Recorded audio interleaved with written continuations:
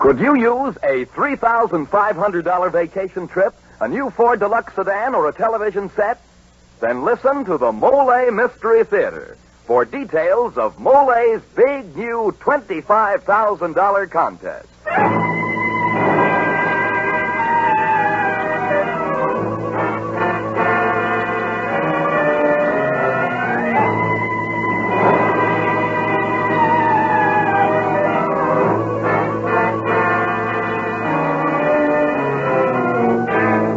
Good evening. This is Geoffrey Barnes, welcoming you to the Mollé Mystery Theatre, the program that presents the best in mystery and detective fiction. Tonight's mystery, entitled Close Shave, was written by Frederick Matho and stars the beautiful motion picture and stage actress K.T. Stevens in the role of Ellen Thomas. Now, most of us lead fairly tranquil lives. But some of you listeners may have narrowly escaped disaster and will understand the fear and terror experienced by Ellen Thomas when she finds herself helpless in the face of death. In a few moments, you'll hear the story of Ellen's close shave. But now, Dan Seymour. And friends, we want to hear about your close shave, too. Because the story of your closest shave, your narrowest escape, may win Mollé's great new contest. May win you a $3,500 vacation. Later in the program, we'll bring you the full details of Mollé's contest, My Closest Shave. This is Geoffrey Barnes again, and Act One of tonight's Mollé Mystery, Close Shave, starring K.T. Stevens as Ellen Thomas.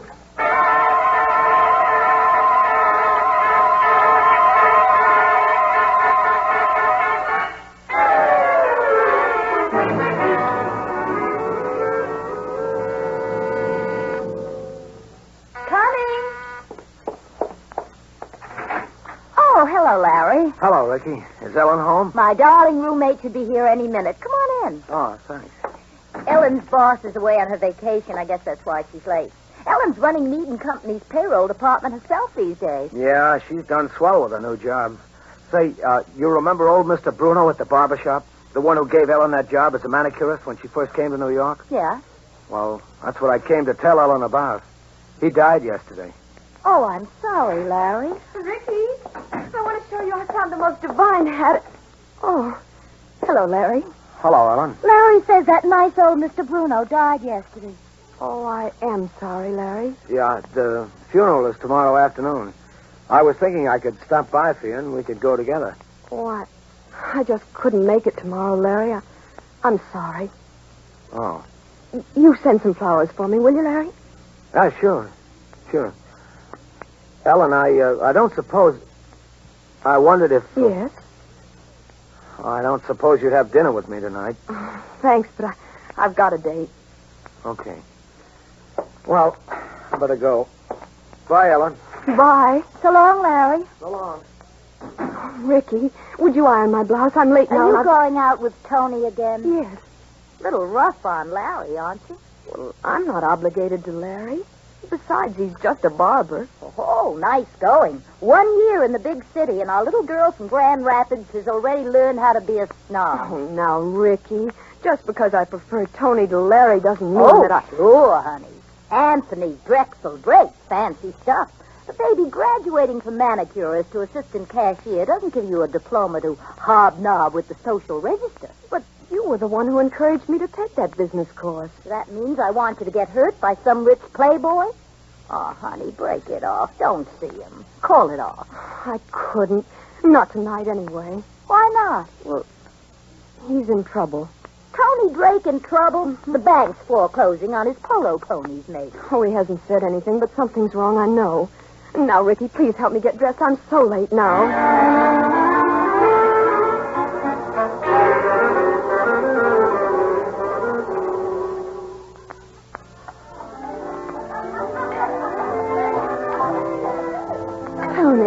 You've ordered already. And all my favorites, too. Favorite foods for my favorite girl. And for me, too, of course. The condemned man ate a hearty meal. Tony, is something wrong? Oh, no, what could be wrong? Come on, have some more champagne. But you said... That I love you. Tony. Or did I ever say that? No, you never did. Well, I do, darling. I love you, too. Don't say it. But, Tony, Forget it. What's the matter? Nothing, only... Well, Ellen, I won't see you again after tonight. Oh, your family's forbidden you. My family. It's all right, I understand. I'm not good enough for you. Not good enough. Good Lord, honey, you've got it backwards. You're too good. I don't believe you. Your parents Baby, probably... hold it. Now, will you listen? Listen hard. Yes. I hadn't intended to tell you this, but darned if I'll let you go off believing a lot of nonsense. You're in some kind of trouble. Yes. Before I met you, there was a girl. Not a very nice girl. I'll skip the sordid details. I lost my head, and she knew how to make it pay off. Go on. I don't think you're going to like me anymore when you hear the rest. I took some diamonds from the wall safe at home. Stuff Dad had given Mother when they were married. I pawned them. You know, to pay her off. Well, tomorrow's their anniversary, and Mother always wears the diamonds then. They'll find out what I did, and that'll be the end of everything. What'll they do to you? Oh, Dad wouldn't send me to jail, but I'll be packed off somewhere. And I hate to think what this will mean to Mother. Well, couldn't you borrow the money somewhere? Look, darling, I've been a pretty respectable character since I met you. But my former reputation doesn't exactly enhance my credit rating. There's no one who can help. Well, it's always been my sister Stella. She used to bail me out of scrapes when I was too scared to tell Dad. Oh, that's the irony of it. She was due tomorrow on the Queen Mary. I know she'd have helped me for Mother's sake, but...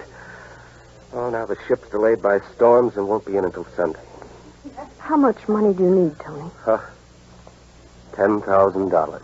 Gosh, that's a lot of money. Well, tonight's Friday. I could pay it back Sunday at the latest, as soon as I could see Stella. All I need is a loan for 2 days. Well, I can't get it. I tried everywhere. So there's nothing to do but face the music.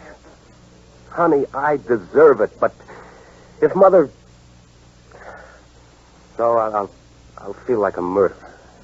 Tony. Yes? Tony, if you did have the money by tomorrow, you're sure you could repay it before Monday? Oh, by Sunday at the latest. I know Stella would help, but... Oh, anyhow, let's make our last day fun. Let's dance. What do you say? No, wait, Tony. I'm in charge at my office now. I've got the whole week's receipts in the safe, and No. But our office is closed Saturday and Sunday. We'd put it back before Monday. You said yourself Ellen, that you... I wouldn't think of you letting you do such a thing. But it wouldn't be stealing, Tony. We'd put it right back. Please, Tony. Please let me help. Darling, I'll never forget you for this.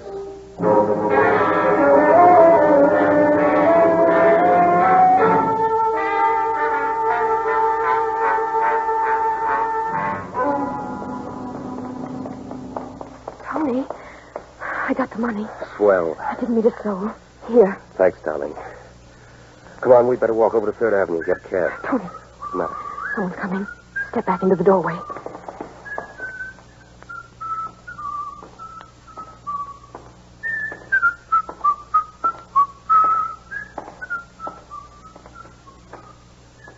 He's going into the building. Let's get... What's wrong? That man. He was one of the night watchmen. Do you think he saw us? He must have before he stepped back in the shadows. But wouldn't he say hello to you? Maybe he was suspicious. Would he find out the money's gone? No one could know until Monday morning. And don't worry. I'll tell Stella Sunday and definitely have the money for you Sunday morning. Nothing will go wrong. Nothing can possibly go wrong. And believe me, darling, if it does, I'll take the blame. You know that.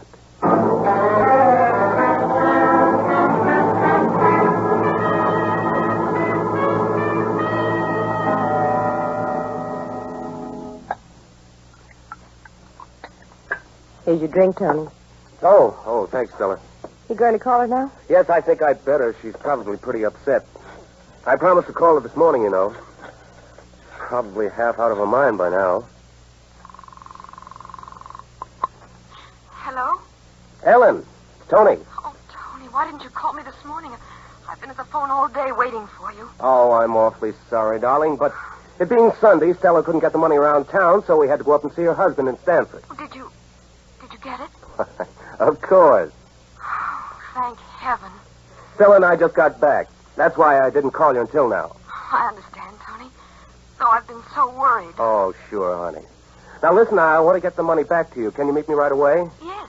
Where are you? Well, I've taken a room at the Harker Hotel. Oh? I thought it would be better if we weren't too ostentatious about all this. Don't ask for me at the desk. Just come right up to 802. All right, Tony. Stella's with me now, and she's dying to meet you, so hurry. I'll be right over. Oh, Tony, your sister must be a wonderful girl. I don't know what we'd have done without her. Give her a kiss for me. Sure thing. Bye, darling. You heard what the lady said, honey. Hmm?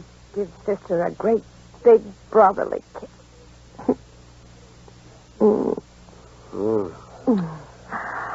Well, not exactly what I'd call brotherly. I don't like that girl, Tony. After this, I don't think I'll let you make love to anybody but me, even for business. Stella, for 10 grand, you'd let me make love. Oh, that's different. Sure was a lovely day for us, the day you spotted little Ellen working behind that cashier's window. By tomorrow, it'll be all over. It'll be in all the morning papers. Real human interest story. Trusted employee dips into company funds, then gets panicky, can't face the music. So she gets herself a hotel room and takes an overdose of sleeping pills. Yes, just couldn't resist the temptation of easy money. Poor girl.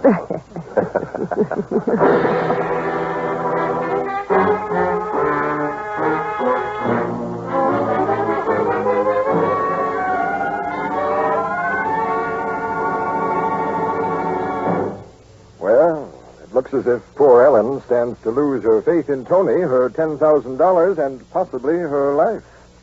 We'll continue with her story, Close Shave, in Act 2 of tonight's Mollé Mystery. But first, here's Dan Seymour, who wants to know the story of your closest shave. That's right, friends, because the story of your closest shave, your narrowest escape from peril, embarrassment, or failure, may win the grand prize in Mollé's big new contest called My Closest Shave.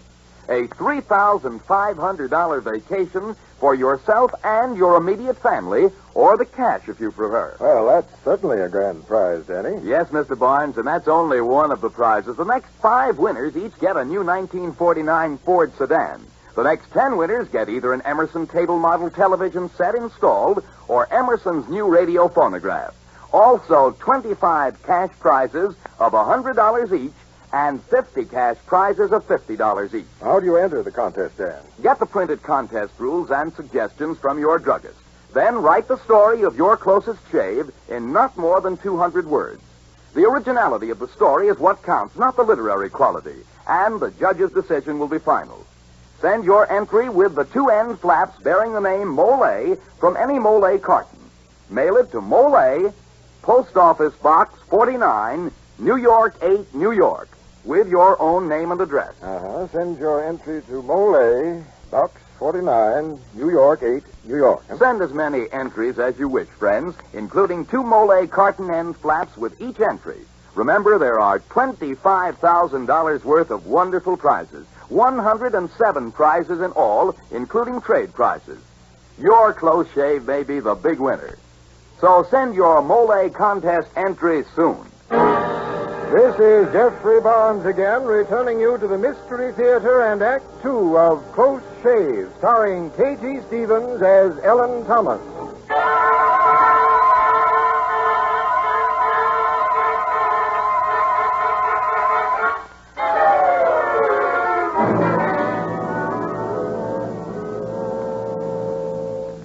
Darling, this is my sister Stella. The time she doesn't spend at the races, she spends listening to my trouble. Stella, this is Ellen. How do you do? Hello. I hope I'm not intruding. Darling, no, I'm intruding. When Tony told me he was in love, I just had to see. And you are pretty. You're terribly pretty, and I'm glad for you both. Thank you. I'm very glad to meet you, too. Wherever Stella goes, so goes the bottle. Come on, let's all have a drink to celebrate your first meeting, huh? Oh, Tony, I don't think I want... nonsense, dear. You've got nothing to worry about with me here. Go on, have one. Stella, Ellen has nothing to worry about anyhow. What you know of my past is just that, past. Ellen is my future. Here you are, darling. Drink. Ellen, I drink to your future, and to Tony as well. Any girl who can put that critter on the straightaway is a girl with lots of what it takes. Here's how. Darling, what happened? Went down the wrong way. It tastes so funny. You're not used to Manhattans, dear. You're going to like them, darling. Come on, let's sit down and chat a while, huh? Good idea. Here, Ellen, sit here. Comfortable. Thank you. I am a little tired. I didn't sleep any too well last night. You do seem a little drowsy, darling. Put your head back, Ellen, dear. Rest a bit. Yeah, there. That's better. Ellen, are you all right, dear? Yes. Take a nap, dear. A nice long nap. Ellen? Ellen, dear. Ellen. Ellen, dear. Goodbye, Ellen, dear. Oh, cut it out, Stella. Don't you have any feelings at all? I do for you, darling. Oh, Tony. For you, I have lots of feelings.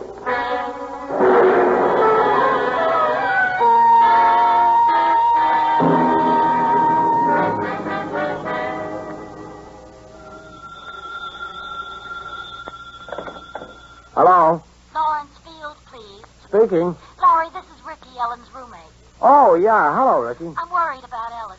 She's been acting awful funny since Friday when you came to tell her about Mr. Bruno's death. Well, gee, why are you calling me? She made things pretty plain. We're the only real friends she's got, Larry. I just don't like that Tony Drake. And Ellen's acting queer all weekend. Wouldn't leave the house. She jumped like she'd been shot every time the phone rang. Then just a few minutes ago, she went out and wouldn't say where she was going. Said she didn't know if she would come back. There's something wrong, Larry, and I don't like it. Well, you know where this Tony Drake lives? I heard Ellen say that he lived at the University Club, though he'd asked her not to call him there. Okay, Ricky. If it'll make you feel better, I'll go over to the University Club and see if I can talk to this Tony Drake.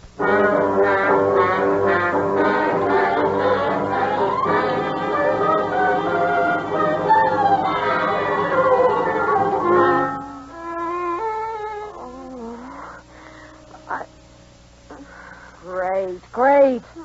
All she does is groan. She should have kicked in hours ago. She's coming to. Why didn't you give her more? Shut up. How did I know? I gave her plenty. Well, give her some more now. Will you pipe down? I'm going to give her more. As soon as she comes out of it enough. Why wait? Pour it into her. Listen, Stella, you're a lovely doll, a wonderful partner, and I love you. But if you don't shut up, you too will go to sleep. People who are unconscious can't drink. Now let me handle this. Should have died. She's messing things up. Ellen. Ellen, darling. Can you hear me? Ellen. Tony. Tony. I'm sick. So sick. Yes, dear, I know. Here I am. Here, darling. Drink this. It'll make you better. No drink. I'm sick, Tony. Sick. No drink. Drink this. It's to make you better. Drink it. No want, Tony. Where's Ricky? Who's Ricky? How do I know? Drink this. Please, Ellen. Ellen, darling. It's your Tony. Ellen, darling, it's your Tony. Drink that, you little tramp. Oh, Tony. Tony, where am I? What's wrong? Tony, darling. Oh, darling, you little... Oh. Tony. Oh, die. Why don't you die? Stella, you dizzy, dumb... Get away from her. Now you've really fixed it, you green-eyed witch. Kill her so we can beat it. We've got the dough now. Are you nuts? We can't lay a finger on her. She's supposed to die from an overdose of sleeping pills. You're killing me. Both of you, you're trying to... Oh, dear Lord, help me. Help. It worked, Tony. It worked. She's dead. Shut up. She's only passed out. We're right back where we started. Only now she's wise. It's got to be murder now. You and your big mouth.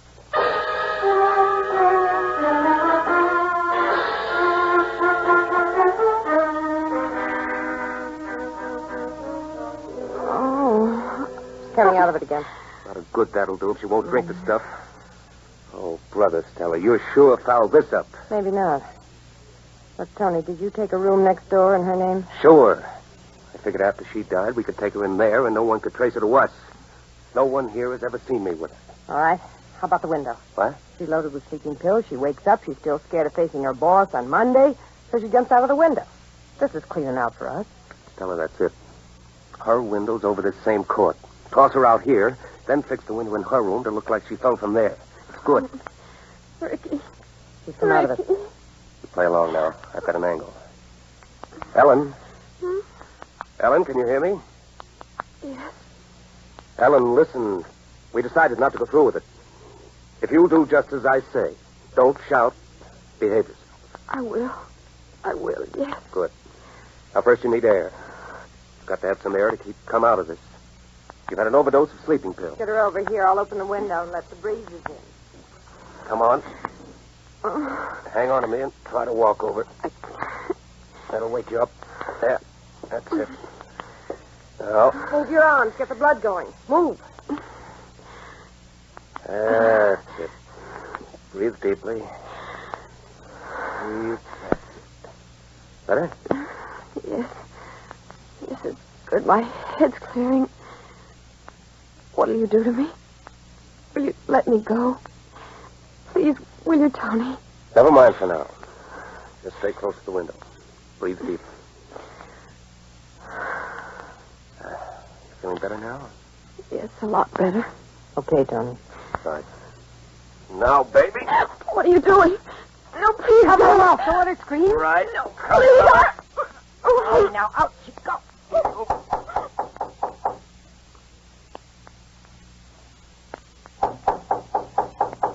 Who's that? Probably one of the hotel employees. Sit tight. Maybe they'll leave.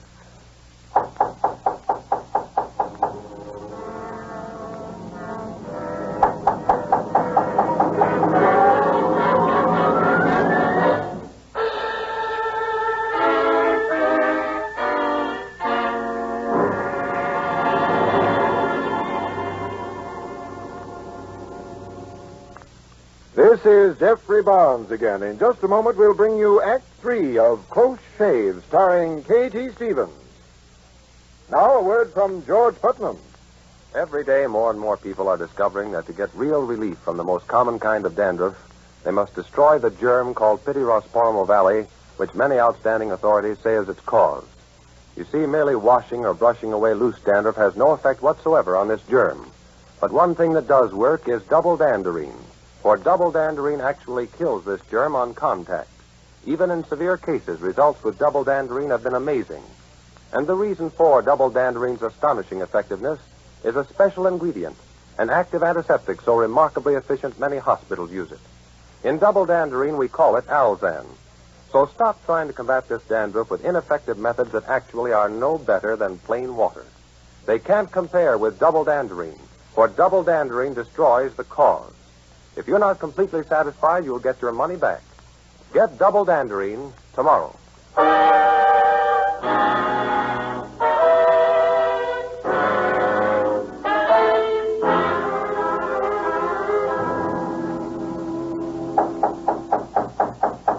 Persistent, whoever he is. Yeah.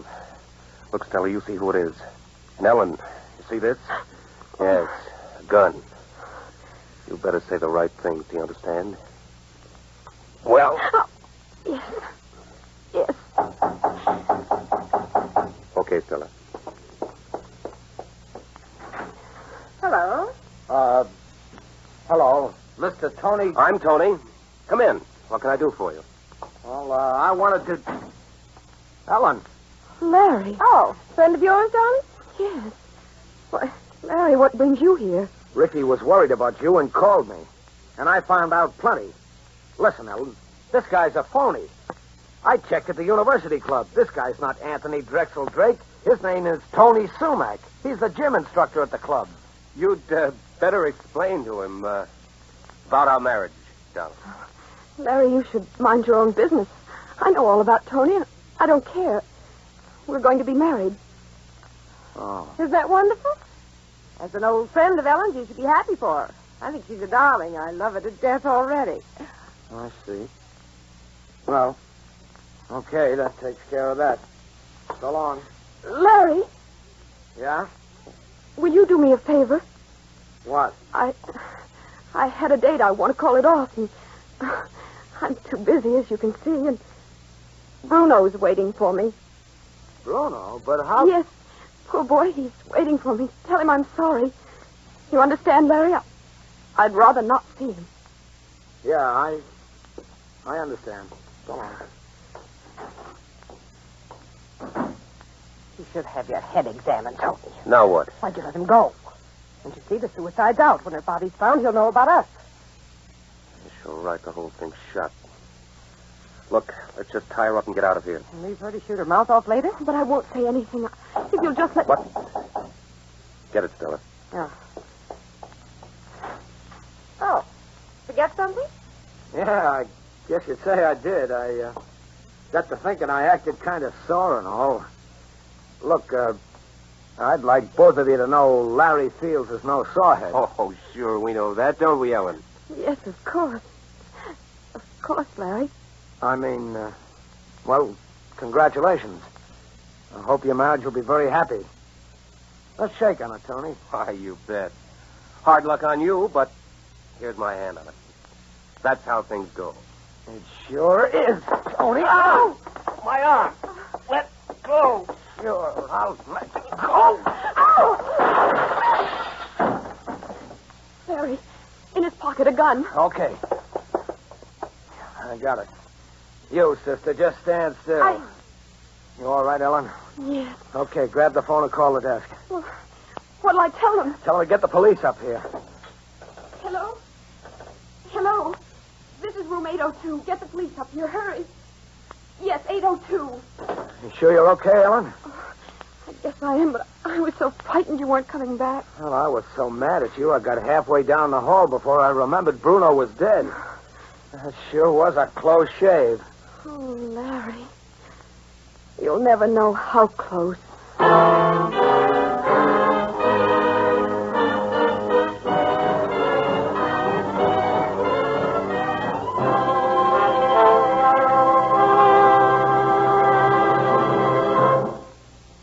And now this is Geoffrey Barnes again, ringing down the final curtain on tonight's Mystery Theater production, Close Shave, which has starred J.T. Stevens. Now, before I tell you about next week's story, Dan Seymour has an important reminder. Friends, don't delay sending your entries in the Mystery Theater's sensational $25,000 contest. Get the printed contest rules from your druggist tomorrow. The more entries you send in, the greater your chance to win. And now here again is Geoffrey Barnes. Our story next week's an unusual one that's very well suited to the man we've chosen to play the leading role. The story is Solo Performance by George and Gertrude Fass. And our star, the well-known stage, screen, and radio personality, Everett Sloane, will play the part of an actor who is called upon to play the most difficult role of his career.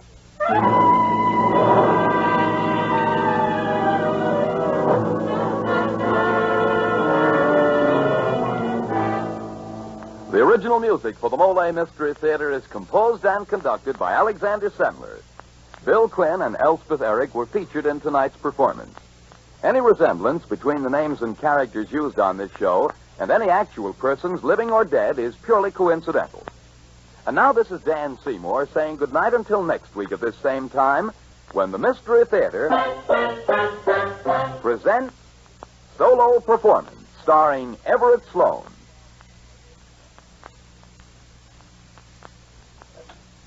This is NBC, the national broadcasting company.